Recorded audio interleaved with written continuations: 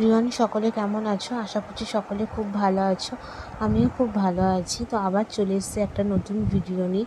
এখানে দেখো রাতের ডিনার তৈরি হচ্ছে আজকে আমাদের আলু ডিমের ভুজিয়া আর রুটি। এখানে মা আগে রুটিটা বানিয়ে নিচ্ছে, তারপর আমি আলু ডিমের ভুজিয়াটা বানাবো।